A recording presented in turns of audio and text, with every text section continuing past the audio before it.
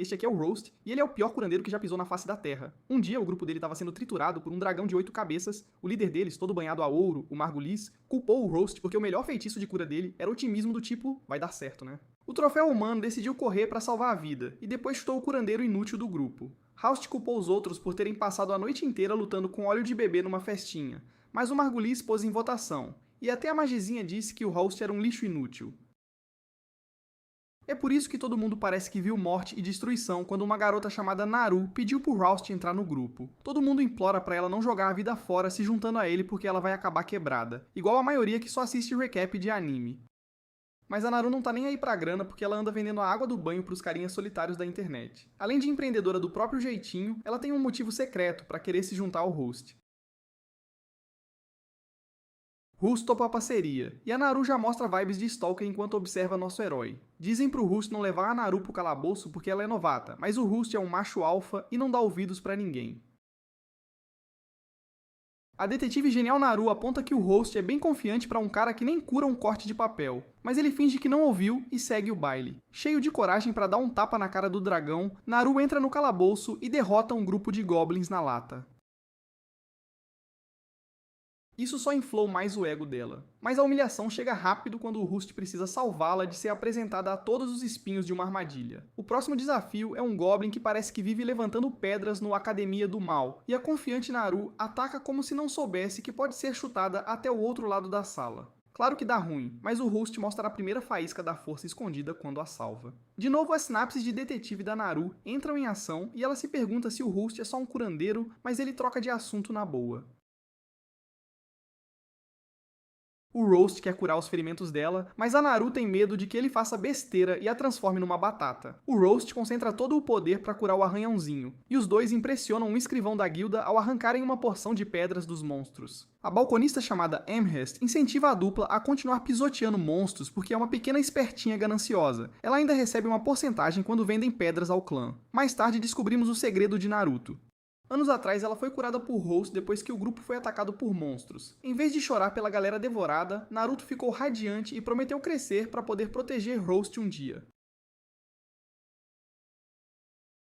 Naru agora está chateada porque Rose é burro e não a reconhece com o cabelo azul, mas, por um motivo inexplicável, ela decide não se revelar. Vai continuar protegendo ele na surdina. Infelizmente, o plano falha logo na próxima missão, quando ela descobre algo que até criança sabe: ataques físicos não funcionam contra fantasmas. Agora, os dois aventureiros duvidosos se juntam para derrotar o espectro. House usa sua Pokébola de confiança para curar as feridas de Naru, e eles alimentam a balconista faminta por tesouros, obcecada pelas pedrinhas brilhantes. Em outro lugar, o antigo grupo de House melhorou o visual com a nova curandeira, mas ficam chocados quando ela se recusa a ir para a linha de frente. Eles explicam que Rouse lidava com tudo numa boa, mas em vez de sacar que ele talvez fosse poderoso, afinal foi ele quem cortou uma cabeça do dragão da última vez, a vaidade ambulante decide que podem vencer sem o Rouse. Descobre-se que não podiam, e só depois de apanhar feio, pior que seu extrato bancário depois de comprar um chocolate de 50 centavos, Margulis percebe que Rust era a peça-chave no time. Margulis então suplica a Rust, do jeito que a gente suplica a Deus por um namoro, para voltar pro grupo. Ele até tenta alegar que chamar Rust de saco de batatas inútil foi só um mal entendido. Naru rapidamente põe fim à manipulação, mas o aventureiro banhado a ouro a acusa de manipular Rust com unhas postiças e lipo. Isso se prova um erro grave para o cavaleiro cor de xixi, pois Rust larga o teatrinho e ameaça quebrar Margulis ao meio se ele voltar a falar da lipo da Gnau. Margulis procura um novo membro com raiva e o fantasma da ópera se apresenta. Ele se chama Sig e já mostra força, então o líder covarde o convida para o time. Margulis está com aquela clareza pós-briga, mas vimos que o resto do time foi pelas costas do covarde implorar ajuda a House. O iludido quer que eles enfrentem o dragão de novo, mas as garotas querem a ajuda do único cara que de fato machucou a fera. A pequena maga doida passa por um turbilhão de emoções e pede desculpas por ter votado para expulsar o Rose do grupo. House sente compaixão verdadeira ao vê-la chorar, mas segue rejeitando a traíra Mirim. Martha Stewart aumenta a atenção trazendo comida para engordar a magrela, e Lyra puxa House de lado para convencê-lo mais um pouco. Ela diz que não podem largar o Margulis porque ele tem fotos embaraçosas delas da última festa da guilda, e House começa a cogitar ajudar. Mais tarde, Naruto destrói alguns orcs como você devora um pacote de Cheetos às 3 da manhã. Nossa bomba de cabelo azul mostra porque é parceira perfeita, eliminando o grupo inteiro sozinha, numa boa. House fica impressionado, mas Naruto já quer o próximo desafio. Infelizmente, ela perdeu a receita de Ozempic e está com fome, então o próximo desafio virá almoço. Os dois encontram o lugar perfeito no chão sujo da masmorra, mas em vez de sanduíches, Naruto surpreende House com um banquete enorme. Acontece que Betty Crocker obrigou elas a levarem as sobras de antes, e Rouse nem percebeu a caixa gigante que Naru trouxe. Enquanto devoram a comida, House explica que tipo de monstro os antigos companheiros vão enfrentar. A Hydra é um inimigo terrível, mais musculosa que protagonista de Jojo e coberta de escamas que desviam golpes físicos e mágicos. Como se ser indestrutível não bastasse, ela também tem veneno que mata protagonistas. Essas hidras são meio raras, mas entre monstros desse porte são as mais comuns. Por isso a Hydra foi muito estudada por aventureiros antigos, que criaram vários métodos para enfrentá-la. O veneno faz a pessoa sangrar pelos dois lados, como quem comeu um taco do Taco Bell com vidro, mas felizmente existe antídoto à venda.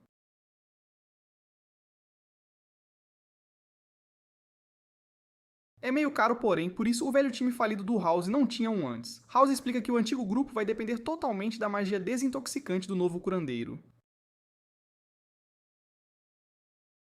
Naru fica um pouco nervosa ouvindo tudo isso, mas Hal acalma dizendo como era a galera do antigo time. O líder Margulis parece o herói grátis de jogo mobile, mas é um espadachim de respeito. Se ele não sair correndo e não subestimar o oponente, Margulis vira uma força a ser temida. Sibéria também não fica atrás, com velocidade e agilidade de alto nível. O talento dela para furtividade basta para surpreender qualquer monstro, até uma coisa com várias cabeças e olhos que os animadores resolveram enfiar nessa tal de Hydra. Naru não gosta de ouvir Rouse elogiar tanto o antigo esquadrão porque eles o largaram, igual quando vocês dropam um anime no primeiro filler. Mas House diz que só fala a verdade, então Naru engole o ranço por enquanto. Em vez disso, ela comenta como tá cansada de encarar a mesma masmorra todo santo dia. House concorda que talvez seja a hora de seguir em frente, e Naru empolgada fala dos pântanos ali perto. Enquanto isso, nos pântanos ali perto, chegamos ao Sabre Relâmpago. Eles estão no meio de um combate feroz com a Hydra, claramente criada só para lembrar coadjuvantes de que não são protagonistas. Margulis acerta um golpe cortante numa das muitas cabeças e o novo membro, Sig, completa com um corte que quase decapita a fera. Aproveitando, o espadachim mascarado prepara outro ataque, mas ao alcançar a besta, recua e se afasta. Margulis o esculacha por não matar a criatura, e Zeke responde perguntando se Margulis ia ficar tranquilo vendo ele levar toda a glória sozinho. Ele acha que Margulis, o caçador de troféus, merece esse troféu só pra ele. Afinal, Margulis mata a Hydra soa bem melhor que todas as suas outras alcunhas idiotas. Querendo que eu pare com as zoeiras, Margulis parte furioso contra o monstro, mas leva uma surra e é mandado embora após o ataque tolo. Lyra tá cuidando do nosso ladrão, mas não acredita que o cérebro dele, o líder impulsivo, tá correndo direto pro monstro. Ele não tem chance. O dragão é tipo um tanque ambulante cheio de cravos, mais que as costas da Sibéria. Lyra continua reclamando, mas Sibéria diz que ele é assim mesmo. Ela gosta de bad boys e acha a burrice dele quase charmosa. Curada e com esse gosto duvidoso pra homem, a ladra volta correndo para cometer mais decisões ruins. Nesse momento, Lyra nota Sig, que parece só observar de longe, e se pergunta o que ele está planejando. A luta já vai longa, e a Hydra começa a ficar mais lenta. As distrações da Sibéria deixam o caminho livre para Margulis causar dano considerável, e num mundo sem lei de trabalho infantil, Armia está fazendo hora extra com seu ataque mágico. Com os poderes juntos, Lyra acha que a Hydra logo vai cair. As esperanças viram pó quando a Hydra lança uma pedra enorme no peito da pequena trabalhadora infantil, que agora queria estar montando Nikes com as outras crianças. Amir fica apavorado ao ver que o monstro agora fixou o olhar nela. Ela solta um grito de arrepiar os ossos quando o monstro se aproxima, e as coisas escurecem quando algo estranho começa. Uma fumaça escura emana do corpo dela. Ninguém sabe o que é, até Sig apontar que aquilo é medo. Acontece que medo é justamente o que monstros como a Hydra comem para ficar mais fortes. O estranho é que medo não costuma ser visível assim. O grupo logo percebe que a fumaça os cerca, vindo de todos os lados.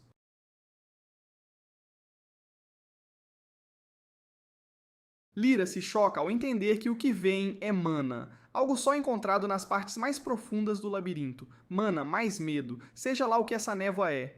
A Hidra suga faminta e começa a mudar. Com poder mágico suficiente, monstros podem mutar, ficando mais fortes e assustadores. Infelizmente, em vez de virar algo genial, o estúdio de anime barato só trocou a cor e colocou mais cabeças.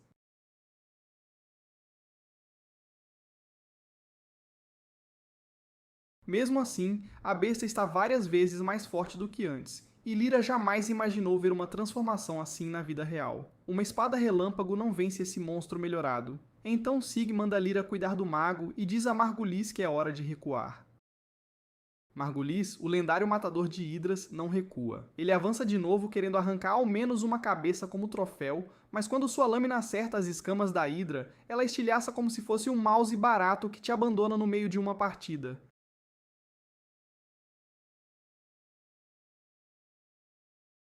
Desprotegido, Margulis quase vira jantar no fundo da garganta da hidra, mas Rose aparece e o salva no último segundo. Margulis fica pasmo ao ver o antigo companheiro, mas não há tempo para conversa. Com a ajuda de Naru, os dois conseguem conter a hidra, mas Rose é necessário em outro lugar. Seg lembra que ele é só um curandeiro e manda-o tratar Armia enquanto ele segura a fera. Lyra já gastou todos os pontos de personagem secundário, então não pode mais ajudar a maga caída. Por sorte, House chega cheio dos seus fichas de plot e aplica sua modesta cura em Armia.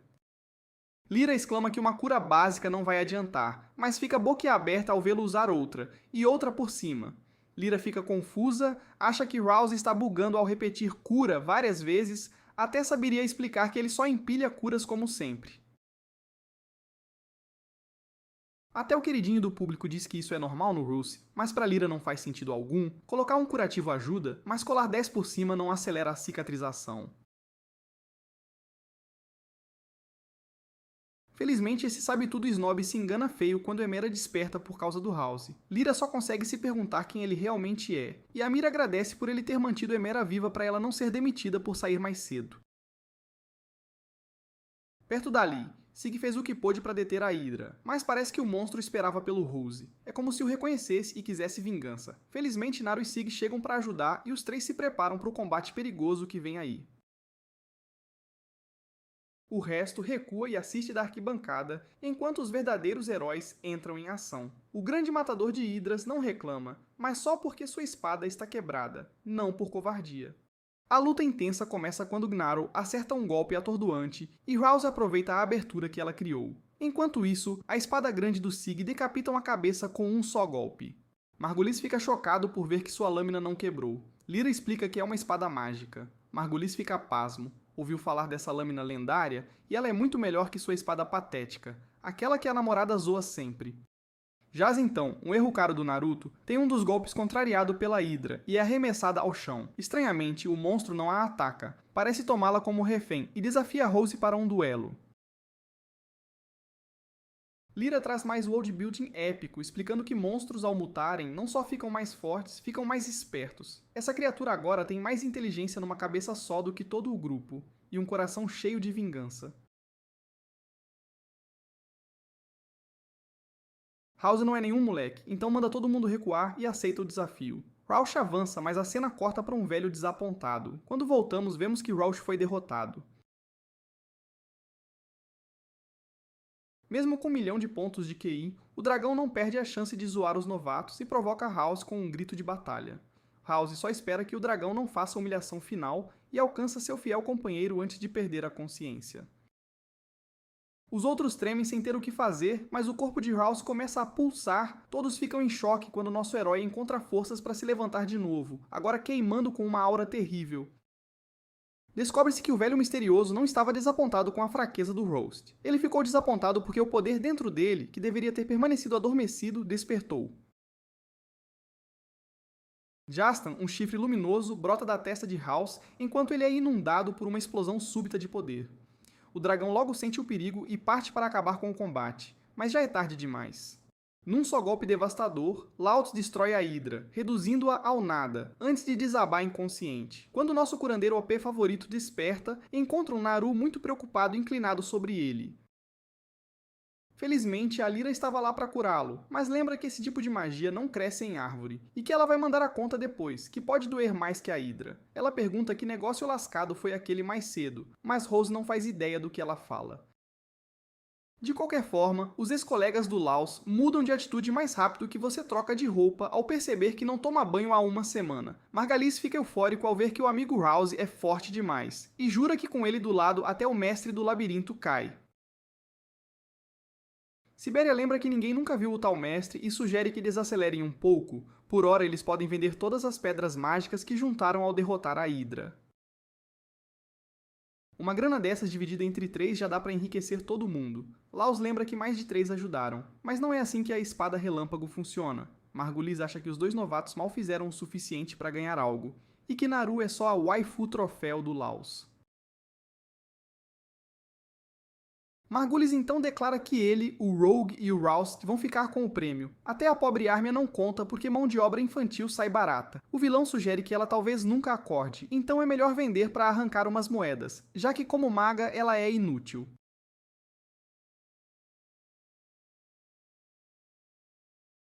Naru se cansa rápido desse tom macabro e derruba Margulis com um soco certeiro. O troféu caído começa a resmungar que membros da guilda não podem brigar entre si e exige que alguém testemunhe contra Naru. Claro que as pessoas que ele acabou de irritar não viram nada e não têm testemunho. Por sorte dele, sua cúmplice aparece para apoiá-lo e diz que vai avisar a guilda sobre a suposta conspiração para violar a lei. Sieg muda de ideia e diz que talvez tenha visto sim. Para desespero de Margulis, ele revela que viu alguém tentando traficar uma jovem. Lyra concorda que algum pervertido tentou vender a inconsciente, um crime hediondo que pede punição até num anime. Sig diz que não pode deixar passar e Margulis fica chocado quando ele insinua qual é sua verdadeira identidade. Depois, Margolis e Sibéria levam o que merecem e são amarrados como quem fica preso vendo anime enquanto os amigos querem sair. Sig tira sua máscara minúscula que não escondia nada e revela sua identidade verdadeira. O nome real dele é Zyg, um choque digno dos animadores. Acontece que ele é um aventureiro da Guilda Real, coisa séria por aqui.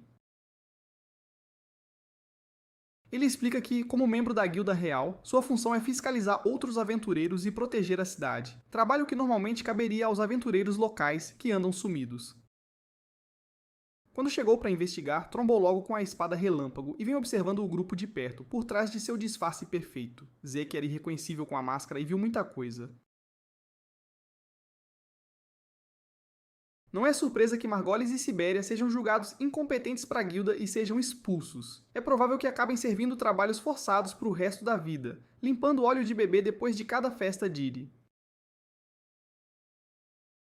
Os dois choramingam, mas ninguém liga quando Rouse pede para falar com Zig a sós. Surpreendentemente, ele pede que seus ex-companheiros sejam poupados. Vai entender. Rouse explica que antes eles eram bons aventureiros com sonhos, só que se corromperam pelo desejo de ser os melhores.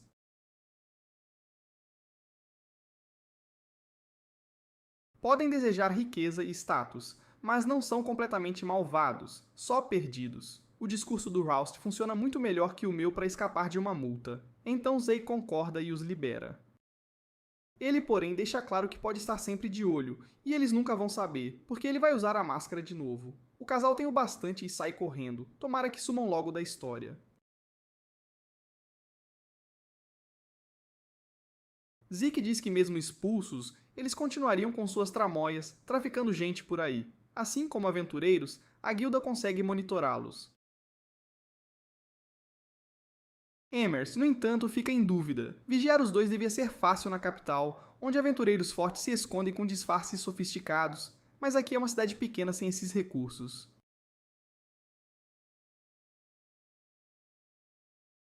Zeke concorda e sugere que fique um tempo para garantir que as coisas fiquem no lugar por aqui. Com tudo isso, Naruto não está muito bem com o que acabou de acontecer. Ela se arrepende de ter convencido House a ajudar os antigos colegas, mas House não parece preocupado. Ele ainda pode ter sentimentos pela equipe, mas está satisfeito com como tudo terminou e não se arrepende. Na verdade, ele agradece a Naruto e pede que continue sendo sua parceira, e ela aceita felizmente. Naquela noite, Zeke e Lira conversam sobre a verdadeira missão dele. Zeke explica que veio investigar a cidade por causa das mutações que vêm acontecendo, como a Hydra que eles derrotaram. Acontece que Zeke usou outra disfarce por cima do antigo para esconder até dos superiores. Era um bigode, que praticamente apagou sua identidade do mapa. Com as informações que conseguiu, ele acha que a guilda de aventureiros é diretamente responsável pelas mutações, e até desconfia que o chefe responsável esteja por trás disso tudo. Ele pede ajuda a Lyra e propõe formar um grupo como nos velhos tempos. Lyra, meio receosa, aceita sob uma condição: a Mira, a maga, tem que entrar também. Zayg recebe a nova entrada e diz que vai precisar de toda a ajuda possível, especialmente agora depois de ver a força monstruosa que o House mostrou na luta. Alguém como ele exige toda a atenção. Mais tarde, vemos que os três fracassados, Siglia e Armia, se juntaram. A jovem maga parece abalada depois de tanto trabalho infantil, então House aplaude ela e os outros por se unirem. Rose e Naru começam o dia indo à sede da guilda. A batalha contra a Hydra rendeu algumas pedras mágicas para trocar por dinheiro, mas Rouse está mais interessado em pegar a primeira missão. Ele explica que ser aventureiro é mais do que lutar contra monstros. Caçar itens importantes e defender quem não pode se defender também são deveres e responsabilidades de um aventureiro. Ele quer que Naruto ganhe o máximo de experiência possível, e ela quase desmaia quando percebe o quanto ele se importa. Na guilda, o par recebe olhares estranhos e venenosos dos outros. Parece que a notícia da vitória do Roast sobre a Hydra se espalhou, e ele avisa a companheira que pode aparecer uns caras sem escrúpulos querendo roubar suas pedras mágicas. Um deles, chamado Marmole, se aproxima e pergunta se ele tem um minuto para conversar. Quando Roost mostra um pouco de hesitação, Marmole manda os comparsas irem pastar para que possam falar a sós. Roost acha que o sujeito não quer as pedras, mas aí Marmole de repente baixa a cabeça e pede desculpas em nome de todos os aventureiros. Surpresa geral. Apesar de saberem que tipo de sujeito era o Margulis, não fizeram nada e nunca tentaram ajudar Roast. Para piorar, ainda zoavam seu cabelo esquisito e sua personalidade sem graça. Eles o conheciam como o House incompetente e nunca lhe deram atenção. Naru quer enfiar o pé na garganta do cara, então diz a Marno que só se curvar não basta. Se quer pedir desculpas de verdade, que lustre a espada do House e beije as pedras dele.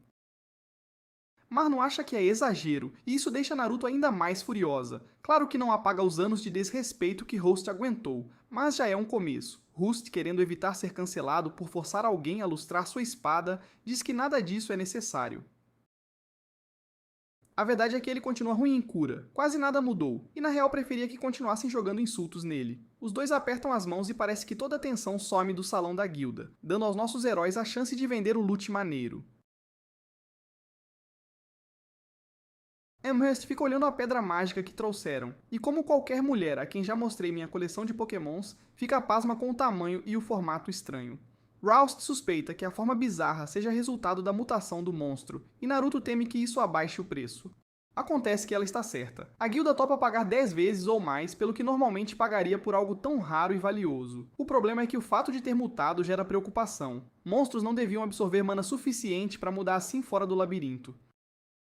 Outros relatos esparsos de monstros agindo de forma estranha só aumentam a desconfiança de Ralph de que algo estranho está acontecendo, e ele pergunta por que a guilda não manda alguém investigar. Antes que Amherst responda, Mr. Bonitão aparece, exalando aquela vibe de protagonista, mesmo sendo só o chefe da guilda. Ele manda os dois irem até o escritório dele, e depois de revisar os relatórios, diz que monstros se transformarem é raro, mas já aconteceu. Bonitão fala que é bonito demais para lidar com coisa pequena assim, e que se Rose tem medo, talvez seja a hora do curandeiro dar no pé da cidade de vez.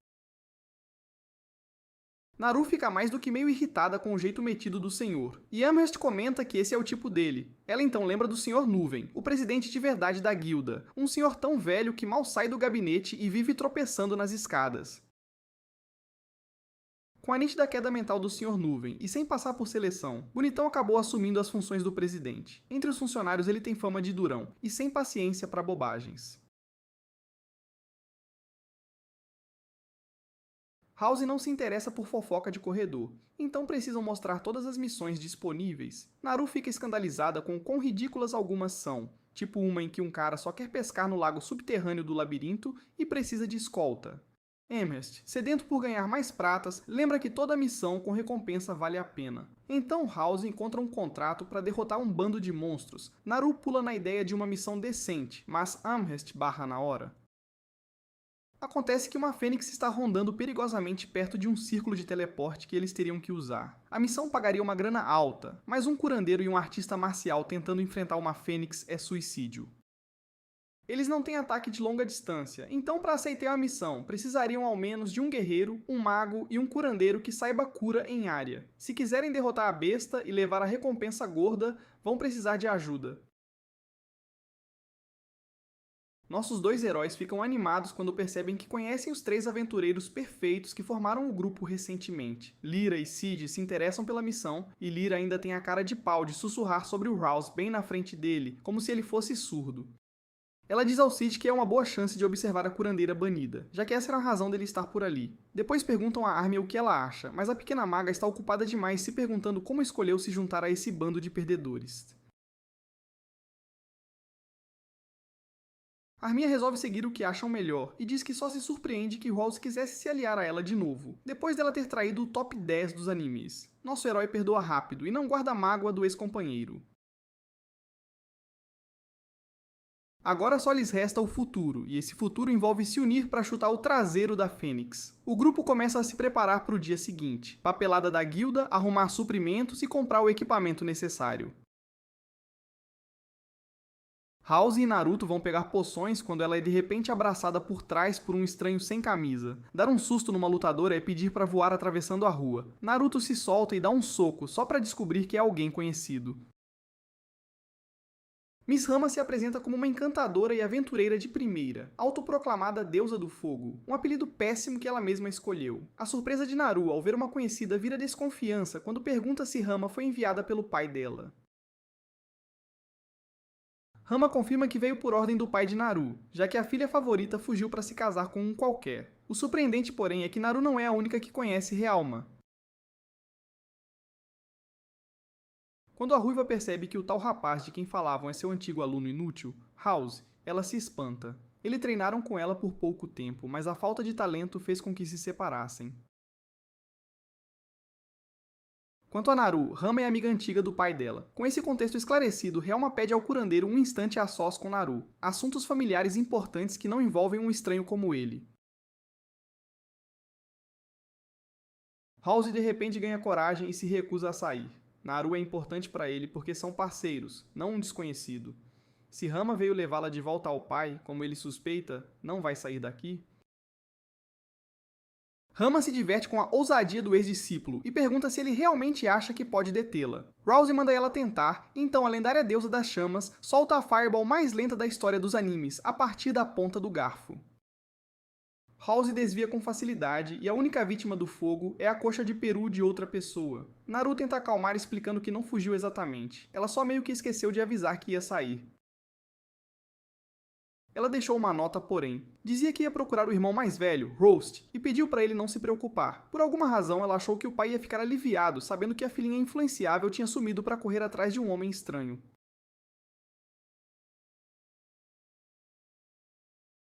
Rama exige explicações pelo comportamento bizarro dela, e Naruto hesita porque a verdade é meio constrangedora. Ele fica envergonhado de contar que espionou House por um tempo, com olhos e ouvidos que não só relataram onde ele estava e o que fazia, mas também que ele foi expulso da lâmina de raio.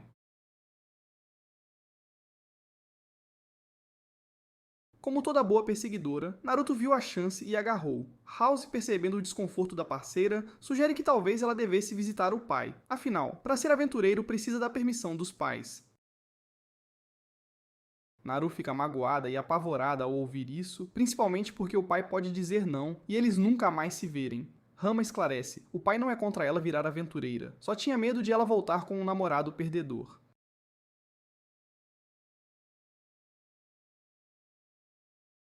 O que o pai quer saber é se a filhinha está segura e se ela não está namorando alguém que só assiste resumos de anime. Pelo que Rama viu, Naruto está bem, e ela promete convencer o pai. Com isso resolvido, a deusa do fogo manda sua estúpida aprendiz buscar um vinho para as meninas conversarem a sós sobre ele. Como antiga mestra, ela estranha porque Naru tá tão encantada por um cara tão incompetente, mas Naru defende Host. Ela o defende listando forças e habilidades que viu de perto desde que se uniu a ele. É forte, sensato e ponderado, mas acima de tudo, Host é um cara do bem, que pensa nos outros antes de si. Especialmente nas pessoas como Naru, que ele tem feito todo o esforço para orientar e dar experiência como aventureira. Embora ela tenha ido salvá-lo, percebeu, como todos nós percebemos, que só é um peso, e essa ideia a sufoca. Absorvendo tudo, Realm explica que Rouse nunca defendeu ninguém na vida, exceto Naru. Ele mudou por ela, e parece que foi para melhor. Realme sugere que a garota fique mais um tempinho com a amiga curandeira e deseja sorte aos dois na jornada. Ela, por sua vez, tem sua própria missão. O Sr. Mist, o misterioso presidente da guilda, guarda segredos que o Deus do Fogo quer expor. Com os preparativos prontos e as dúvidas deixadas de lado, o grupo Lyra a curandeira, Sig o sabre, o mago do exército e, claro, nosso curandeiro atrapalhado e seu companheiro lutador está reunido e pronto.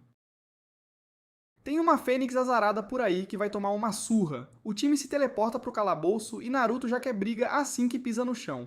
Pra ela é batalha imediata, só que não há nenhuma fênix esperando, ainda mais num espaço tão apertado.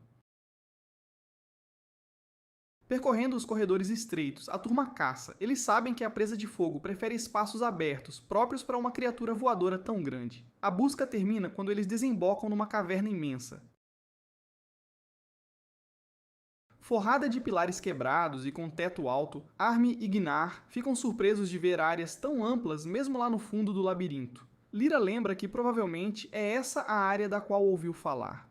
Dizem que um novo caminho foi descoberto por perto, um trecho do labirinto ainda não explorado por aventureiros. E como todo aventureiro sabe, no fim de cada trilha desconhecida tem tesouro até dizer chega. O entusiasmo de Lyra é contagiante, e as garotas se empolgam com a ideia de riquezas e glória. Mas Sig avisa do problema. Tem um monstro enorme e assustador guardando o caminho. Ninguém conseguiu passar por ele ainda, então a guilda colocou uma boa recompensa por sua cabeça. A investigação de Rouse encontra rápidos sinais de queimado entre os escombros. Ele conclui que só pode ser obra da Fênix. Para testar, joga uma pedra para dentro da caverna. O ricochete na pedra ecoa por toda a escuridão. Territorialíssima. No instante em que a Fênix sentir intruso, ela ataca, e House conta com isso. Na hora certa, o labirinto se ilumina com um portal brilhante no teto. Sai voando uma bola de fogo que zigue-zagueia pela sala antes de abrir asas e alçar voo. A Fênix chegou, e essa briga só está esquentando. Enquanto isso, no salão da guilda, Amherst está lá de boa sem fazer nada quando a guerreira de top de biquíni entra desfilando pela porta da frente. Desesperada, Amherst recebe a ruiva na filial de mármore da guilda de aventureiros com um sorriso animado. Realm fica meio surpresa com o quanto o pessoal aqui trata os aventureiros com simpatia.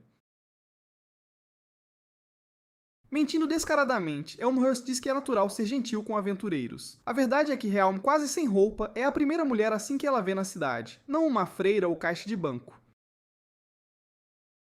O pouco que ela usa é claramente de material fino e até com toque mágico. Amherst reconhece coisa cara quando vê, então essa ruiva com certeza vale a pena conhecer.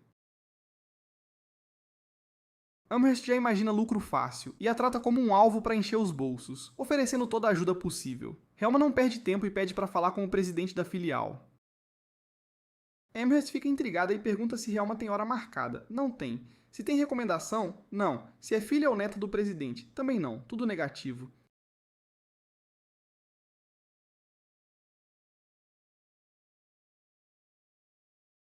Helma revela que só veio para encher o velho presidente de porrada e acabar com ele. Elmhurst nega até respirar. Essa doida não vai ver o velho presidente, e ela não acredita que Helma achou que poderia simplesmente matar o mestre da guilda. A discussão chama a atenção de todo mundo, e presenciam a deusa do fogo perder a paciência. Ela vai literalmente queimar o lugar e ver o que sai das cinzas. Felizmente, o bonito, o aspirante a herói, também está lá. Ele pega a Helma desprevenida e acalma os ânimos até a temperatura ambiente. Sabe exatamente quem ela é e do que é capaz. O bonito acha melhor uma conversa civil no escritório. No labirinto, a luta contra a Fênix continua, mas o time fica irritado com a habilidade dela de voar, coisa que aparentemente elas fazem às vezes. Roust fica tão perturbado que até sonha em largar a espada do herói clichê e pegar um arco de uma vez. Naru pelo menos se consola pensando que, enquanto a Fênix ficar fora do alcance, ela não pode machucar ninguém. Eles talvez não consigam atacá-la, mas ela também não pode atacá-los. Ofendida, a Fênix cospe uma labareda na loirinha de cabelo azul que se atreveu a invadir seu espaço. Por sorte, Ruse a salva da explosão bem no último segundo. Se não ficou claro, ele explica que bico, garras e corpo em brasa não são as únicas armas da Fênix. Os ataques mais perigosos dela são aquelas bolas de fogo. Ninguém fica mais decepcionada que a Naru. Agora não dá pra ela socar a criatura até a morte. De volta à guilda, Rama tem perguntas pro presidente interino, e o Belo lembra que ela não é a única recente inspeção. Ele se lembra que Rose esteve ali não faz muito tempo, preocupado com o labirinto e o comportamento esquisito dos monstros. O Belo diz que Rose foi um chorão, então mandou o inútil cair fora. Felizmente para o enredo, isso não cola com o Deus do Fogo. Rama só quer saber por que a população da cidade é formada por bandidos e canalhas. Até o salão da guilda parece uma reunião dos vilões do Batman, com tanto sujeito suspeito. Rama tem certeza que foi a guilda quem os trouxe pra cá, e agora quer saber por quê. Além disso, quer explicações sobre aqueles pilares misteriosos por toda a cidade, que claramente tem cara de ritual. Intuição feminina e senso comum dizem que tem coisa podre acontecendo, e não tem como ele não saber da verdade. Pior ainda, ela suspeita que o Belo pode estar por trás de todas as mentiras. Numa cidade pequena de labirinto como Marmotte, a guilda manda em tudo, ou seja, quem comanda a guilda é praticamente o rei da cidade. O Rei Belo nega tudo e faz o papel de inocente. Ele alega não ter ideia do que está acontecendo nem do que ela está falando. Diz ser apenas um humilde e ignorante presidente de guilda. Nas palavras dele, basicamente um ajudante. Helma se irrita, cansada de fingimento.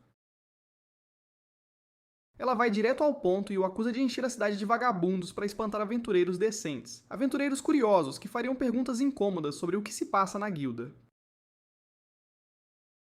Ela supõe que ele não quer que ninguém descubra um círculo de transmutação escondido pela cidade. Talvez porque em breve algo grande aconteça que exija o sacrifício de vários aventureiros, de preferência os que ninguém sentirá falta quando sumirem. Ela compara isso com algo chamado Investida do Labirinto, um evento terrível do passado cuja lembrança ainda assombra o mundo. De volta ao grupo, o labirinto virou campo de batalha enquanto a Fênix continua lançando bolas de fogo contra nossos heróis de longe. Lyra teme que, se não forem explodidos primeiro, as chamas vão consumir todo o oxigênio da caverna antes que consigam deter o monstro. Quanto ao Aroce, ele percebe que essa Fênix é bem esperta. Como está em menor número, tenta expulsá-los com uma tática bem pensada. Cobre a sala num mar de fogo para queimá-los vivos, e ao mesmo tempo usa as chamas para consumir todo o oxigênio do espaço. House comenta que estão enfrentando o Einstein das Fênixes, e Sig fica ofendido com a ideia de um monstro que realmente pensa. Ele está cansado de se esconder e chama Armia, perguntando se ela consegue usar magia de água. Definitivamente algo que ele devia ter perguntado antes de se jogar na briga com a Fênix, mas por sorte ela consegue. O plano é simples. Armia vai derrubar a Fênix com magia de água, mirando as asas. Uma vez no chão, o resto pula em cima e dá uma surra nela. Leva tempo conjurar magia forte o suficiente para ferir uma fênix. E depois de tudo que a pequena maga passou, não é surpresa que ela fique abalada com a ideia. Sieg, que exala aquele ar de protagonista, lembra que vai lutar ao lado dela, e nada a atingirá enquanto ele estiver lá. A verdade é que ela tem um grupo inteiro de companheiros de confiança para apoiar. Lyra, Naru e Roust estão juntos nisso. E enquanto formarem um time, ela não tem com o que se preocupar. Essas palavras animam a mira, e o grupo inicia o ataque. A linha de frente avança, atraindo a atenção da Fênix, enquanto Armia e Lyra ficam atrás, preparando a magia crucial. Invocando uma flecha de água, a pequena maga a lança contra a Fênix e consegue apagar uma das asas. Correndo contra o monstro em queda, Sig tenta cravar o sabre, mas o corte é raso demais. De volta ao salão da guilda, o duelo de palavras entre Rama e Handsome continua. Halma explica que todos os sinais apontam para um surto de violência no horizonte e não aceita negações sobre os óbvios problemas do labirinto. A mana por aqui está fora de controle, e os monstros estão mutando para todo lado. Com nossos heróis, a Fênix está digivolvendo bem na frente deles. Mais uma transformação incrível que só deixa um pouquinho maior. Mutações assim deveriam ser raras, mas Armia se vê encarando outra logo depois da anterior. A má sorte é demais para a garota, que começa a entrar em pânico. Lyra não acredita que a menina não aprendeu com o dragão. O medo só alimenta a fera. Assim que a Fênix percebe seu terror, ela investe, querendo engoli-la em chamas. Lyra a agarra e tenta correr para se proteger, mas já é tarde. O fogo azul cai sobre elas e não há tempo nem lugar para se esconder. Quando tudo indica que vão virar uns taquitos flamejantes, Sieg aparece para salvar. O espadachim cumpre a promessa, desfazendo-se em passos rápidos na frente do fogo e abrindo caminho com sua lâmina antes que alcance Armia. Ele jura que não deixará a ave tocá-la e rebate mais bolas de chama. Sieg chama a maga, pedindo que ela junte coragem e se levante. Se houver esperança de derrubar a criatura, será pela magia dela. Lyra tenta ajudar, mas a pequena maga diz à companheira que está ao seu lado desde o começo que não precisa de ajuda. Se ela não tem força para se levantar sozinha, como poderá apoiar os colegas? De volta à deusa das chamas, ela sai da guilda frustrada e sem respostas. Ela decide descontar a irritação num dos pilares da cidade, mas a Pedra Branca apenas absorve e dissipa suas chamas. Esse ataque teria sido ótimo contra a Fênix, mas por enquanto a equipe faz o que pode, e o que Naru sabe fazer é socar as coisas. Ela desfere o melhor golpe na Fênix, mas não é uma Tyson, e o monstro recua ileso. Naru, por sua vez, acaba pegando fogo e sai correndo em choque, perdendo a cabeça. Buscando vingança depois de levar um soco na cara, a Fênix tenta usar suas garras contra o Naru, mas Halt se intercepta com a espada. O fogo é tão intenso que até o aço derrete. A situação parece feia, mas Armia teve todo o tempo que precisava. Com o curandeiro fortalecendo-a, ela invoca uma flecha de gelo, um feitiço incrível que promete derrubar a Fênix. O ataque acerta, a asa da ave se parte, mas ainda não a impede de voar. Agora ela voa bem mais baixo o bastante para Naru se atirar de volta para o ringue. Ela sobe pelo entulho de uma coluna para ganhar altura e descer com o pé na cabeça da Fênix. Um ataque surpresa que a arrebenta e a manda para o chão com força. Essa é a chance deles, e Rose não perde tempo. Fincando a lâmina, nosso curandeiro exilado dá o golpe final e derrota a Fênix com uma única estocada. No pós-batalha, a equipe não consegue conter a admiração pela pequena maga. Ela salvou o dia, e os parabéns emocionam Armia até as lágrimas. Tudo o que ela precisava era de uma boa turma para chamar de grupo. Lyra só fica aliviada por Ross não ter virado seu modo Super Saiyajin sombrio, mas Sig decide que ainda vai manter um olho no nosso herói. Depois voltam à taverna em Mammoth para bebericar e comemorar. Lá encontram Realma esperando, já bebendo o suficiente para todos. Ela aguardava o grupo, e House se espanta por ela ter sabido onde encontrá-los. Ao que tudo indica, Almhurst os vendeu por algumas moedas. Almhurst é claramente um caçador de ouro, o que é péssimo para Roche, porque ele vai lucrar com a recompensa da Fênix. Realma sugere que ele compre outro elixir dourado, mas ele prefere pagar uma comida para ela se recuperar. Ao contrário de Naru, que adora o charme rústico do lugar, a comida aqui não agrada ao paladar refinado da Rama. Sheila, a garçonete em treinamento, escuta e não gosta nada do comentário. O olhar que ela manda deixa claro, o próximo prato virá com um tempero especial. Naru até gosta da comida, e Rama não se surpreende. Afinal, Naru só conhece a vida rica da mansão da família. Os outros ficam chocados ao descobrir que Naru vem de uma família riquíssima, e ninguém mais espanta do que Roust. Naru é filha de Erlan Elestria, e é a mesma garotinha que ele resgatou anos atrás. De volta ao covil do presidente, ele e o Belo discutem os acontecimentos recentes, mais mutações, mais problemas, e o pior é o surgimento do deus do fogo, Rama. O presidente, porém, não parece nem um pouco preocupado. Pelo contrário, está feliz que ela enfim apareceu. Vai precisar dos discípulos para enfrentar o Realm em breve. Mais tarde, Gnaur fica desapontado com o tamanho do saquinho do Ralph. A recompensa dessa vez não é tão boa quanto antes, e ela despeja toda a sua insatisfação para Amherst, que espera pacientemente atrás do balcão. Eles acabaram de abater uma fênix inteira, então essa mesada é um insulto. A pedra mágica que arrancaram dela era maior que o saquinho de moedas que receberam, e ela ainda nota que a Fênix mutou. Amherst começa a se irritar com essa cabelo azul reclamona, mas Naru ainda não acabou. Ela lembra que foi Amherst quem mandou voltarem hoje para pegar o pagamento porque precisava de tempo para juntar tudo. E mesmo assim deu tão pouco. Não existe fúria como a de uma mulher passada para trás. Naru vai ter seu momento, posso falar com o gerente. Mas Emir apenas sorri e pede que ela confira a recompensa. Naru abre a bolsinha e todas as dúvidas e reclamações desaparecem à vista de tanto ouro.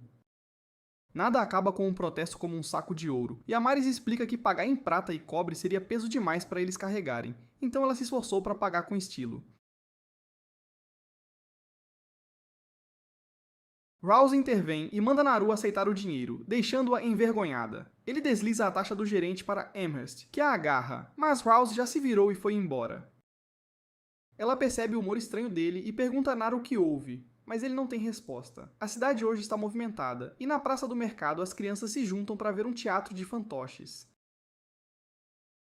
Enquanto o contador de histórias prepara o clima com música, ele narra um conto heróico. Nas profundezas daquele labirinto escuro, mora um dragão malvado cuja ganância levou tudo para si.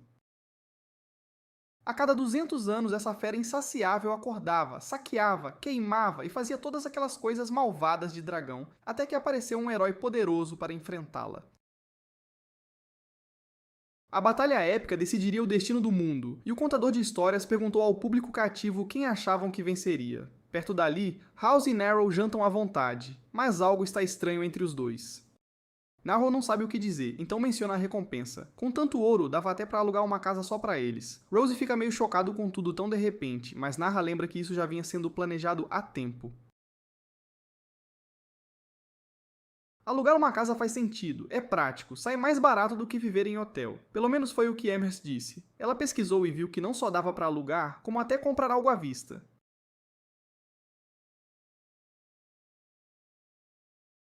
A ideia de uma mulher mexendo nas finanças feriu o ego machão de Rouse, e ele pergunta a Naru se ela não se sente desconfortável na casa da senhorita Mary.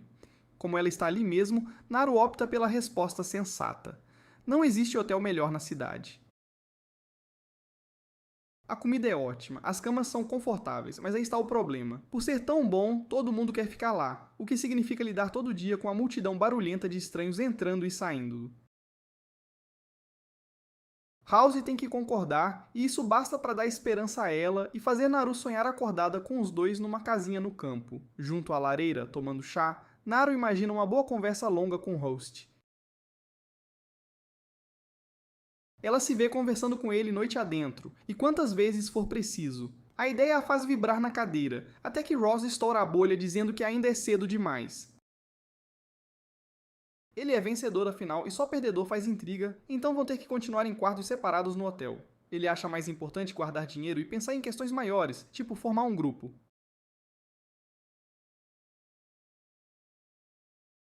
A única razão de terem vencido aquela Fênix foi a ajuda que receberam, e o buscador já pediu oficialmente para se unir a eles. Naruto pergunta por que não para de mencionar o buscador, mas quem pode culpá-lo? Ele é um homem entre homens, forte, charmoso e bonito, e a espada dele é enorme. Seja como for, com Sig, Lyra e Amir no grupo, eles conseguem explorar o labirinto por completo. Naru está claramente irritado porque o labirinto é a única coisa em que ele quer mergulhar fundo. No hotel, a turma se reúne em volta de um jantar incrível para comemorar a nova formação do grupo. No fim da noite, coitado do Amir está exausto, e Lyra se oferece para levá-lo para o quarto. A essa altura, Ross já devia ter percebido que as duas sempre cochicham perto dele, quando Lyra sussurra para Sig que é a hora dele conhecer melhor a misteriosa curandeira. Quando as garotas se levantam para ir, Nara as segue. Ela quer falar com Lyra, entre mulheres. No quarto da Amira, a jovem maga dorme feito pedra, mas as outras duas estão acordadíssimas. Lyra fica chocada com o desespero de Nara por atenção do House, mas a guerreira de cabelo azul manda ela se calar. O hotel inteiro não precisa saber da vida dela. Ainda assim, Nara quer o conselho de Lyra. House recusou o pedido dela de morar junto, e agora ela não sabe o que fazer nem como se sentir. Lyra a consola dizendo que House a adora, e que o motivo do não pode ser qualquer coisa. Ele pode ser tímido, demorar a mudar, ou simplesmente idiota. Homens são assim às vezes. Nara fica feliz de ter ido atrás de Lyra porque ela é exatamente a gata experiente que precisava para resolver isso. Ela já circula por homens faz tanto tempo que não há nada que ela desconheça sobre eles. Lyra diz que entende, porque ela também anda desejando alguém há muito tempo. Lá embaixo, Hulse e Sig conversam sobre a mesma coisa tomando uma caneca de vinho. O curandeiro não tem certeza se comprar uma casa é boa ideia, e Sig comenta como devia ter sido pedir a Naru e levar um fora daquele jeito. Ele se pergunta se Rouse odeia ela, mas não tem como alguém não gostar da melhor garota, a Naruto. Quando se conheceram, foi ela quem deu a coragem que ele precisava para virar aventureiro. E depois foi a única que ousou formar um grupo com Roust, depois que o antigo time o descartou como lixo. Então Sig solta direto. Será que o Roust gosta da Naru? Nosso rapaz fica vermelho de vergonha, sem conseguir dizer nada, suficiente como resposta para Sig. Sig vira justamente o assunto lá em cima, enquanto as garotas relembram a primeira vez que Lyra e ele se encontraram. Ela conta sobre o passado na capital real, como os dois faziam parte da mesma festa no começo, e claro, se gaba meio sem jeito de ser a mais bonita, o que atraía homens que entravam só para chegar perto dela. Alguém comenta que até Margulis do time antigo quis pular sua cerca, e as meninas percebem que Emera acordou. Depois de tanto babado romântico, impossível a maga dormir. As meninas imploram para Lyra continuar, e ela lembra de quando Sig e os outros saíram e um colega sem vergonha tentou passar dos limites. Ela resolveu aquilo na marra, mas quando Sig voltou, estava diferente. Ele descontou a frustração não no idiota e sim saiu da festa também. O próprio Sig explica por que teve que sumir daquele jeito. Lyra até perdoou o deslize, mas ele nunca se perdoou. Ele não fazia ideia do que devia fazer, então agarrou o que entendia. Aceitou um trabalho para investigar uma cidadezinha com problema de monstros, e foi aí que acabou indo trabalhar. Ele não esperava trombar com Lyra tão cedo. Uma voz pergunta se ela realmente gosta do Sig, e as meninas notam que a Gremlin Shayla invadiu o quarto com o pedido de comida. De volta para os rapazes, Sig pergunta ao Ralphs o que ele pretende fazer. O curandeiro diz que antes precisa ver o histórico completo dessa moça. E é quando Amherst chega, pede uma cerveja e deixa o relatório que Roost mandou. Ao que parece, Fussar é um bico que a Amherst faz. Ele a contratou para cavar o passado da Naru. E voltamos ao teatrinho para o clímax chocante da história. O herói caiu, e parece que o dragão malvado venceu, até a Bela Adormecida aparecer, empunhar o único poder capaz de subjugar a fera e fazê-la voltar a dormir.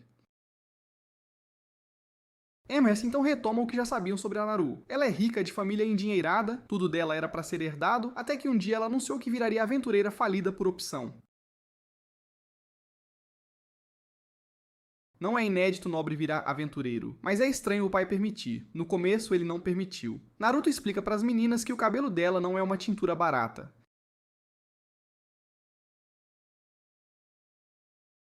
Ela era loira até acordar um dia e descobrir que o cabelo mudara de cor sem explicação nenhuma. Por isso o Rouse não a reconheceu. O Amherst diz que no dia em que o cabelo da Naru mudou, o pai mudou de ideia sobre ela virar aventureira.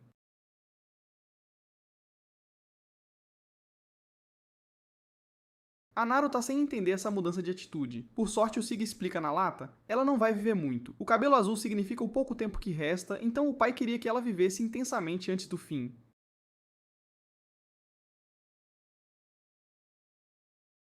O Amherst não tem certeza, contudo. A Nara é o tipo que soca fênixes por profissão. Não parece à beira da morte. O plano do Rouse agora é fazê-la voltar para casa pelo menos mais uma vez. Se depois disso a Naru ainda quiser ser aventureira, ele vai apoiá-la como sempre fez. Por parte dela, a Naru lutou muito para chegar até aqui, e fez tudo por um garoto que gostava. As outras meninas, meio stalkers, até admiram a iniciativa dela. Até a Lyra fica com uma pontinha de ciúme, o que dá ideia para as outras. Puxada pelas colegas, Lyra é levada para cima do Sig e pergunta se ele tem um momento para conversar. Sozinhos no pátio, pede para ser parceira dele, e Sig responde que já estão no mesmo time. A Lara tem que explicar tudo na boa pro atrapalhado, que no fim entende. A resposta dele é só que vai pensar. Não era o que ela esperava, mas só pensar numa relação já é progresso e ela se contenta com isso. Ouvindo tudo, o House ganha coragem e pede para Naru conversar com eles mais tarde. De volta ao Teatro de Fantoches, vemos a conclusão dramática da história do herói, do dragão e da Bela Adormecida que salva o mundo. Para derrotar o monstro maligno, a Bela Adormecida precisa se sacrificar. Ao fim do espetáculo, o fantoche tem um cabelo azul muito familiar. Nas entranhas da masmorra, um meio-orc enorme patrulha corredores escuros à caça. Sem que o orc saiba, um grupo de aventureiros observa nas sombras esperando o momento certo. Quando ele passa, o grupo tenta sair furtivamente, mas topa com um segundo monstro bloqueando o caminho. Os aventureiros começam a entrar em pânico, com medo de ficar presos entre as duas feras. O líder manda todo mundo manter a calma porque tem um plano. Ele chama o membro mais jovem do grupo, um garoto chamado Keith, e diz que é a chance dele brilhar. Todo mundo sabe que meio-orcs não resistem a gente fraca, então os outros empurram Heath para a área aberta como isca perfeita enquanto fogem corajosamente. No hotel do Marmot, Naruto observa estranhamente uma salsicha pensando em Rust. Lyra nota como o amigo artista marcial está distraído e enche o saco do Rouse por isso. Desde que ele falou que precisava falar com ela sobre algo sério, a garota anda totalmente desligada. Eles dizem ao nosso herói que ele precisa ir logo ao ponto e dizer o que tem para dizer. No fim, Rouse acaba concordando. Ele diz a Nero que é hora da conversa, mas o destino tem outros planos quando Keith arromba a porta. Sheila e os outros correm até o pobre menino, horrorizados com o quanto ele está machucado e cheio de hematomas. Lyra e Sheila levam Keith para um quarto para cuidar e curar suas feridas. Naru pergunta como Sheila o conhece, e a senhorita Mary explica que eles são bons amigos. Isso acontece desde que Mary descobriu que Keith era órfão e começou a chamá-lo para almoçar em casa. Como muitas crianças feitas órfãs pelo labirinto, Keith queria virar aventureiro e ficou empolgado por ter entrado no grupo. Rouse já sabia dessa história e pede desculpas a Naru porque vão ter que adiar a conversa por enquanto. Mais tarde naquele dia, na Guilda dos Aventureiros, Marnell e seu grupo conseguiram capturar os ex-companheiros de Keith. Ele conta a Rouse que a recompensa que colocou pelas cabeças deles funcionou, e os criminosos confessaram o crime. O olhar que Rouse lança aos três traíras faz a espinha deles gelar, e Marnell pergunta o que ele quer fazer com eles. Rouse diz que não precisa de mais violência, só quer que saiam da cidade de vez. Marnell os solta, mas com um aviso. Se aparecerem por Marmoth outra vez, vão levar bem mais que uma pancada na cabeça. Enquanto fogem rumo ao pôr do sol, Amherst aparece e tenta repreender Rast e Marnell por fazerem justiça com as próprias mãos. Marnell responde na lata. Eles não precisariam se meter nisso se a guilda fizesse o trabalho dela e regulasse os aventureiros como deve ser. Amherst não tem muito como contestar e diz que é assim que as coisas funcionam. Ela só obedece ordens dos superiores. Como num sinal, Handsome surge e vai direto confrontar o grupo. Ele detona os aventureiros por agirem à vontade e não levarem suas queixas para a guilda. Chega a dizer que, por conta das atitudes deles, deveriam ser banidos. As palavras dele inflamam os aventureiros, que começam a gritar e xingar. Até ameaçam dar uma surra se ele repetir. Rouse acalma a turma e promete falar com Handsome pessoalmente para resolver a bronca.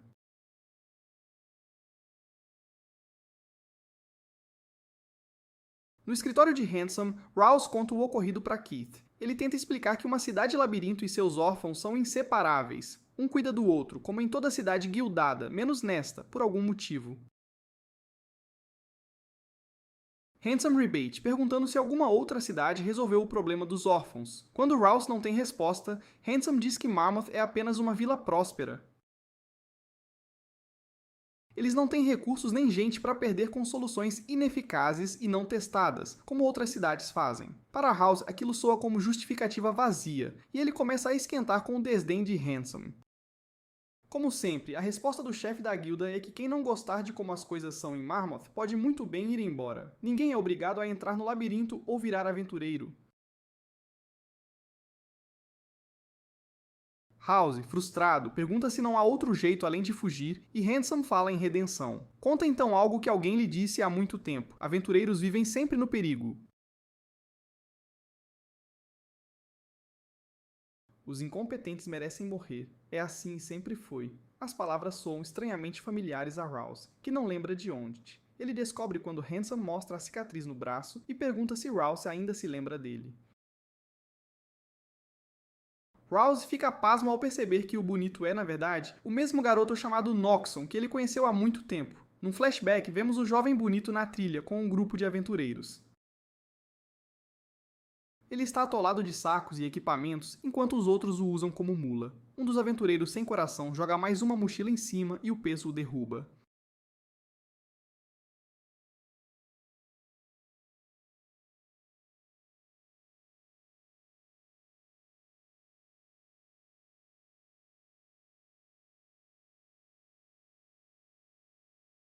O chefe zomba de Noxon por ser incompetente e avisa que se ele nem consegue carregar as coisas, não vai receber nada. Enquanto riem e o deixam no chão, um jovem House aparece e dá uma mão com a carga. Ele pergunta se o garoto está bem e oferece ajuda, mas Noxon é orgulhoso demais e recusa, saindo em fúria. Quando o sol se põe, o grupo acampa ao redor da fogueira. Exceto Noxon e Rose, que têm de sentar sozinhos no frio e no escuro para vigiar. Noxon resmunga que não vai virar um perdedor como Halst, e jura que será um grande aventureiro. Logo o grupo se recolhe e dorme. Mais tarde, Noxon acorda gritando que não tinha cochilado na vigia. Por sorte, quem o acordou foi só House. O jovem curandeiro o manda calar e diz que precisa avisar os outros. Estão vindo goblins. Assim que todo mundo se levanta, interrogam House querendo saber quantos são. Infelizmente, ele responde que há tantos que é impossível contar. Olhando a horda, o líder percebe que não tem chance, mas diz para não se preocupar porque tem um plano.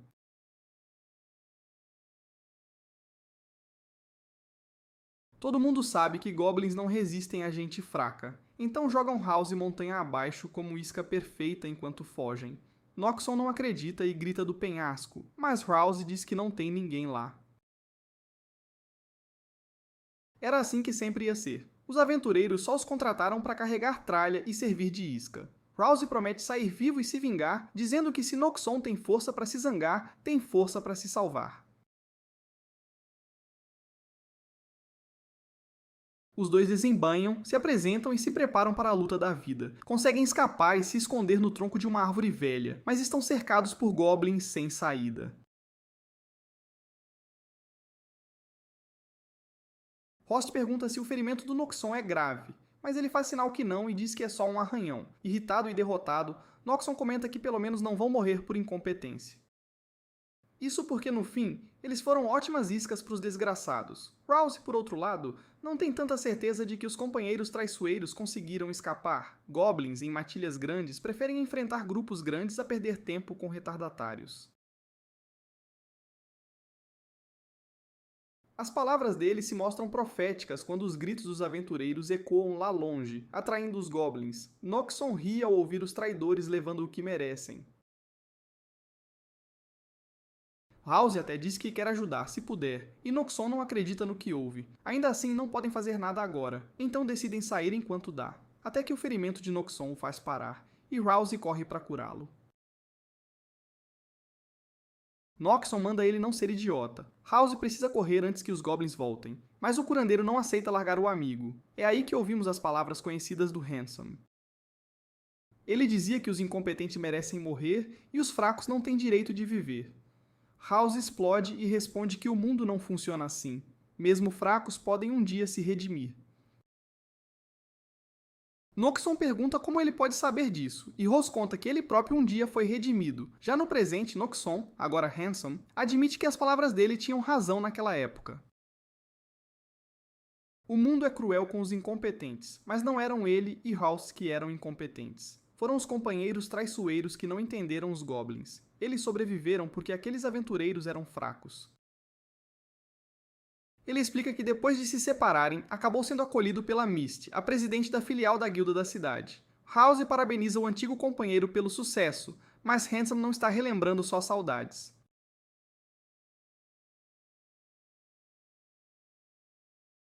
Ele conta tudo para pagar o favor que House lhe fez. Diz pro curandeiro ir embora porque é a melhor coisa a fazer e que leve também a garota Narrow, já que deve ser ela de quem House falou quando mencionou redenção.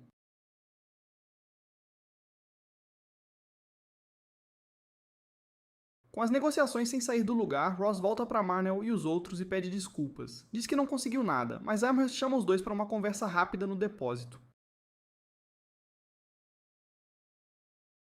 Apertados naquele espaço minúsculo, ela sussurra que não são os únicos incomodados com o jeito da guilda. Cortamos para o futuro, quando Rouse relata o que Amherst contou. Ela sugeriu limpar os monstros que infestam as terras ao redor da cidade. Naru pergunta por que a guilda não colocava recompensa, mas, como Amherst diz, Bonito e Névoa parecem não se importar. Ela disse que iria encobri-los enquanto lidam com os monstros sozinhos. Também fará o possível para que as pessoas certas saibam o que acontece na cidade sem que sejam pegos. Enquanto isso, ele só tem de enfrentar com a ameaça dos monstros. Ouvindo tudo, Nero reclama que ele sempre tem que ralar mais. Rouse pede para não se preocupar. Amherst prometeu comprar as pedras mágicas que coletarem, pagando do próprio bolso.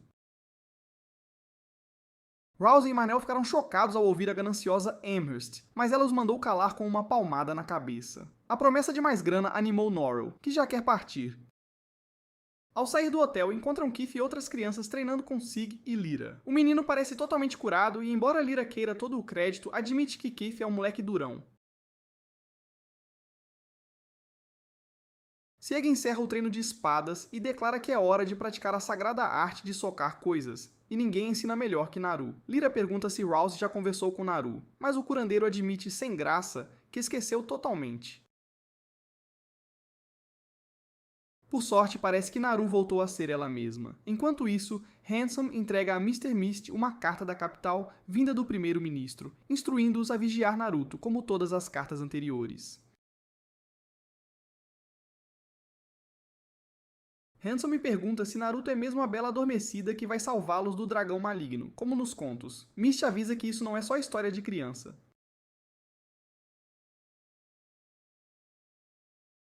A história da garota de cabelo azul que se sacrificou para deter o dragão é verdadeira. Nara é a escolhida, a fábula que salvará todos. Do ponto de vista de Sig, ele os avista, uma matilha de goblins à espreita.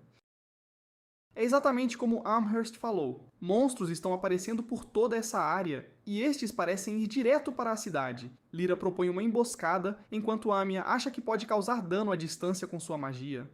No fim, House decide que é melhor atacar de frente. Pelo bem de Marmot, ele não quer arriscar um único fugir. A equipe dá a volta longa para pegar os goblins desprevenidos, mas enquanto viajam, Naruto e Ruse percebem algo familiar na campina.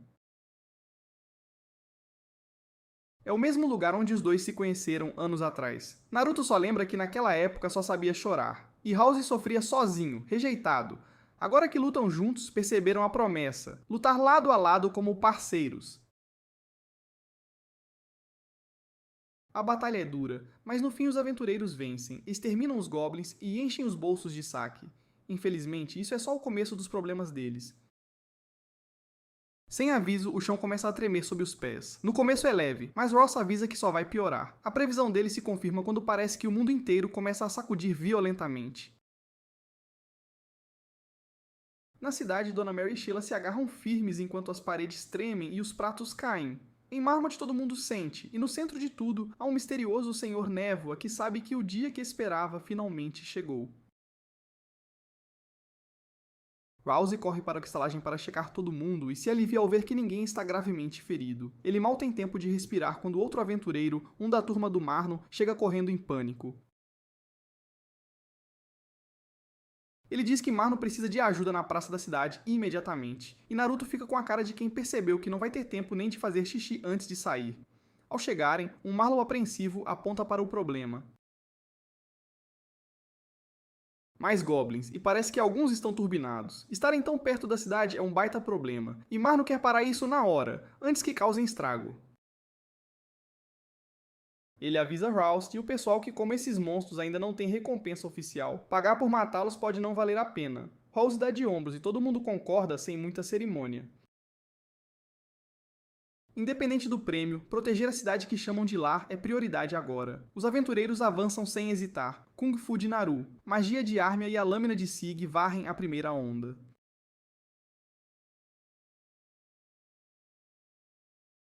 Tudo vai bem até House arrancar o braço de um hobgoblin turbinado, e para horror deles ele começa a falar. Shingarhost diz que ele morrerá pelo que fez, e os outros monstros passam a falar em língua humana. Eles repetem a palavra matar em coro, uma cena macabra que nenhum dos aventureiros jamais presenciou. Ninguém nunca ouviu monstros falando assim. Halsey decide que falar ou não é irrelevante. Precisam ser detidos. Reúne os aliados e vão com tudo, derrotando os últimos gabos. O grandalhão que falou cai por último. Suas palavras são um aviso sombrio. Antes de morrer, o monstro diz que no fim toda a unidade será varrida. Ninguém sobreviverá ao que vem por aí. Ao expirar, deixa um cristal mutado, e nem mesmo isso explica como conseguiu falar.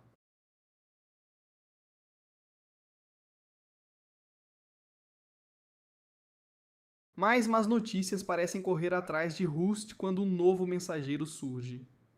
Monstros apareceram em número estonteante, desta vez na entrada do labirinto.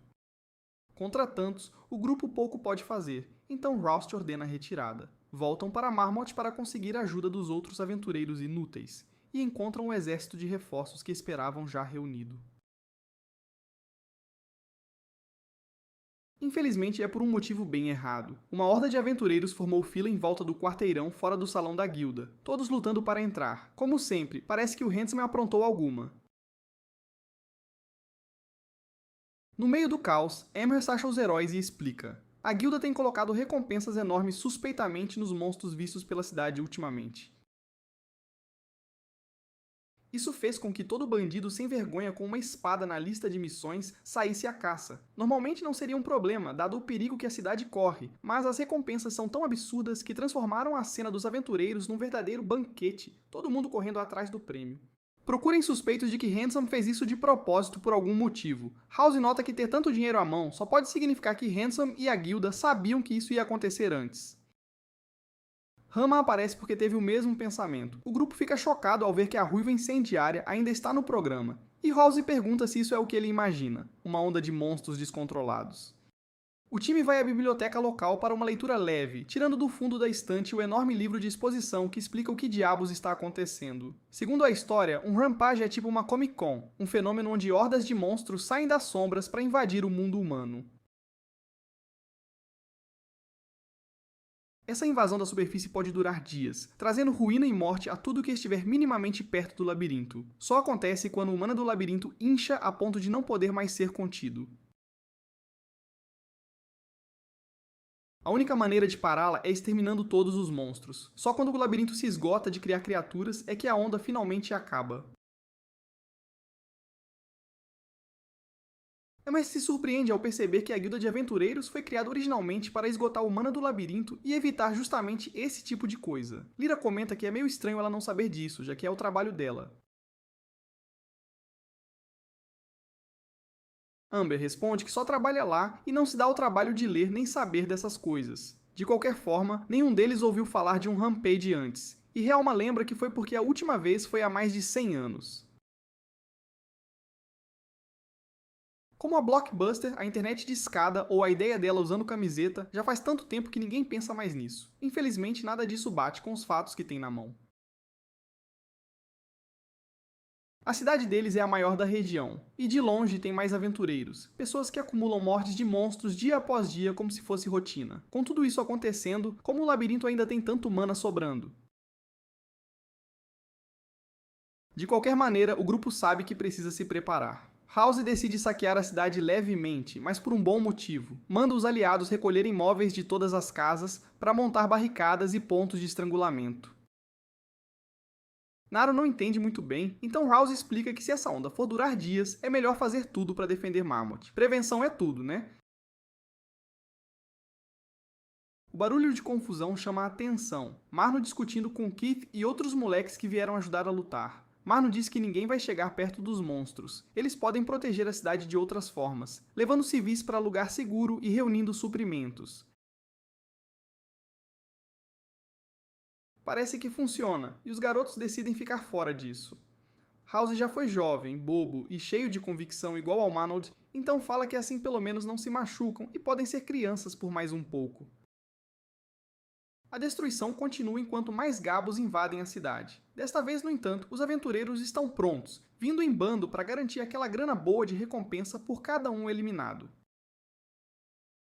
Halsey e Realma observam de longe, e a mestra manda ele tirar essa cara. Ela sabe que o curandeiro amador se culpa por não ter feito mais, mas como todos ali, só estão se virando contra uma ameaça que nunca viram antes. O máximo que ele pode fazer é dar o seu melhor e parar de remoer o que poderia ter feito. A conversa é interrompida pela chegada de monstros de alto nível conhecidos como as Garotas Douradas. Como os outros, parecem ter sido mutadas e agora falam, mas o temperamento explosivo de Realma acorda todo mundo do torpor. Com algumas bolas de fogo e a ajuda dos demais, os aventureiros vencem os monstros, embora a luta ainda esteja longe do fim.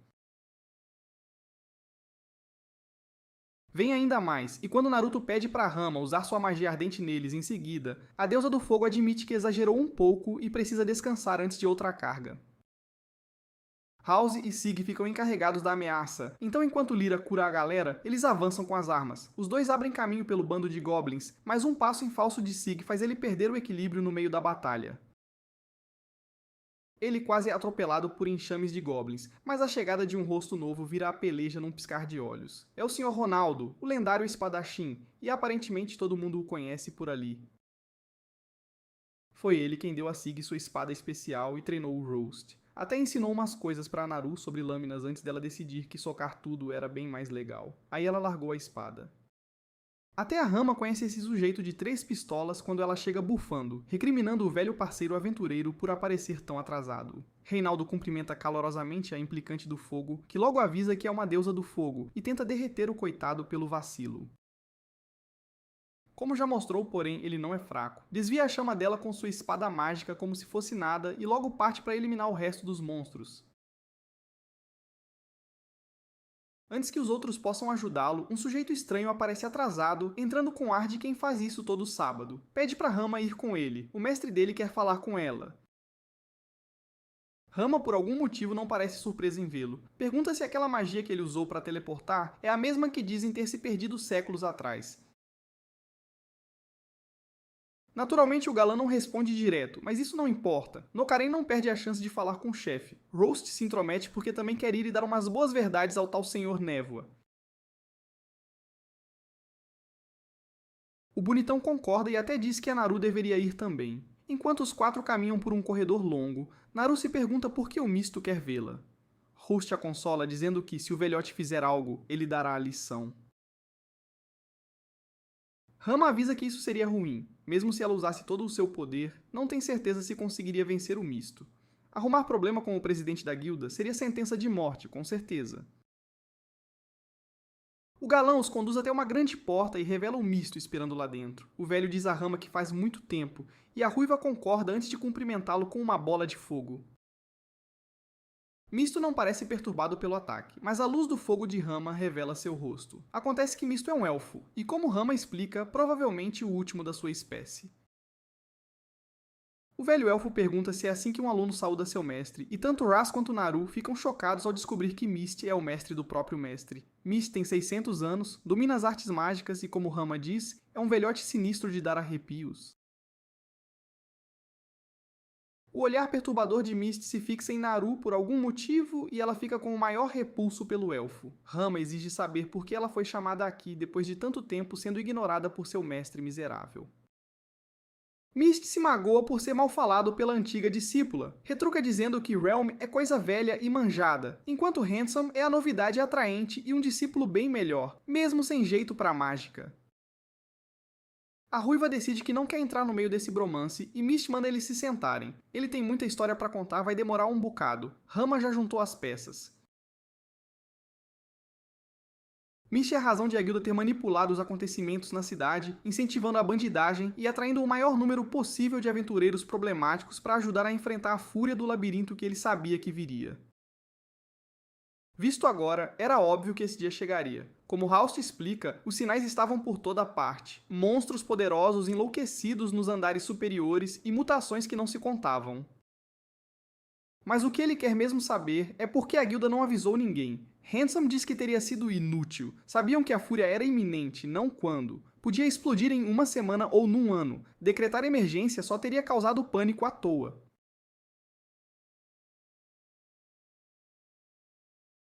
Halma percebe que estão escondendo algo porque há um motivo para manter em silêncio e quer respostas. Ela acusa Mist de provocar a fúria, mas o velho elfo responde que, se controlasse o labirinto assim, não estaria aqui conversando com a própria Halma.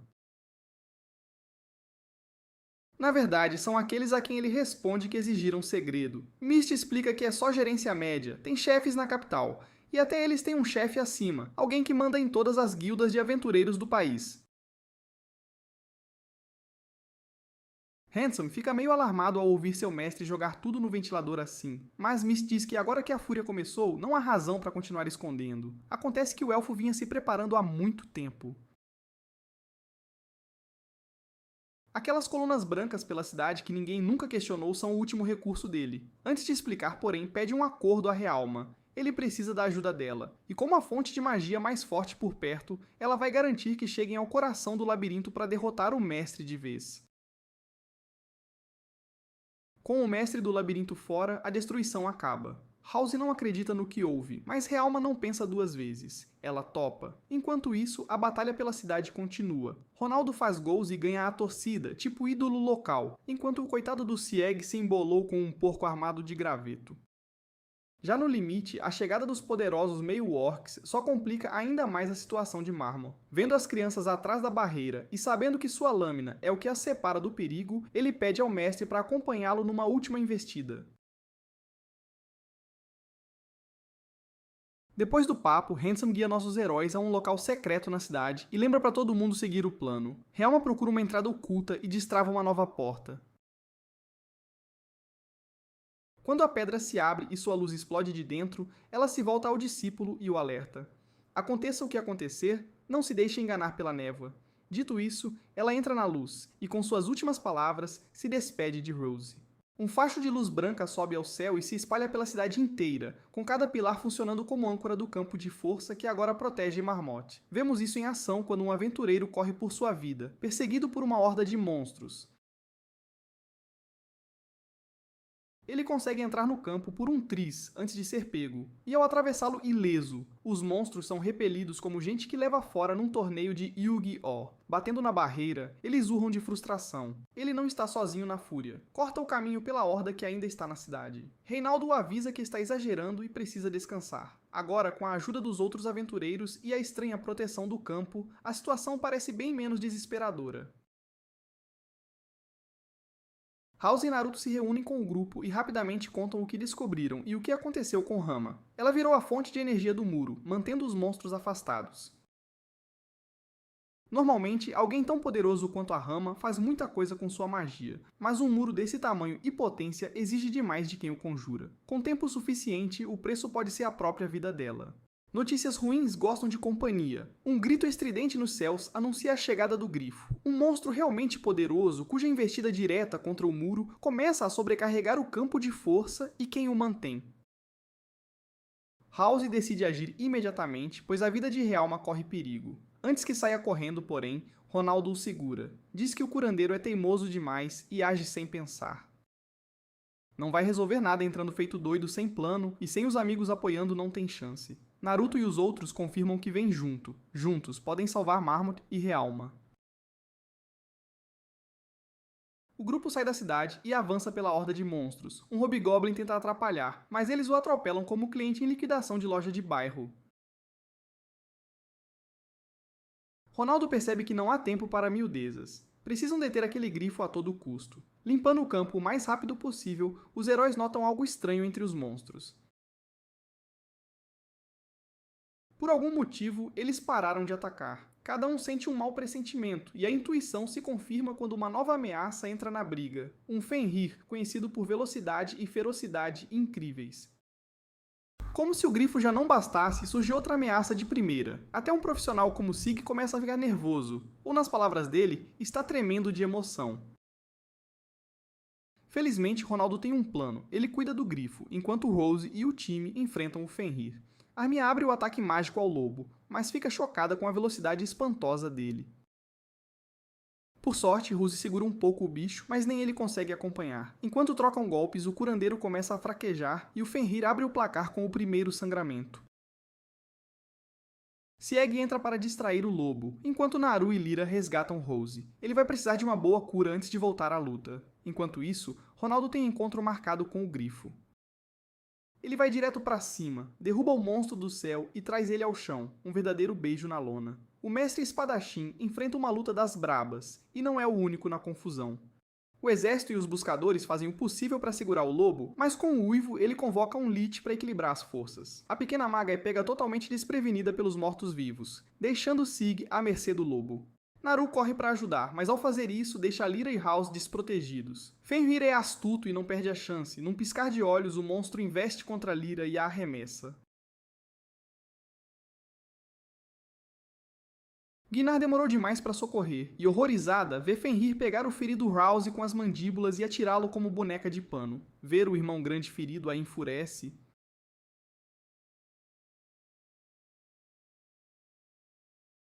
Ela investe contra o lobo com um grito de batalha, golpeando descontrolada e com todas as forças. Os outros tentam apoiar, mas tantos estão machucados que pouco podem fazer além de assistir. Naru, tomada pela fúria, jura que fará Fenrir pagar. Ela acerta um chute poderoso que manda o monstro voando, mas ao levantar a poeira percebe que isso não foi suficiente.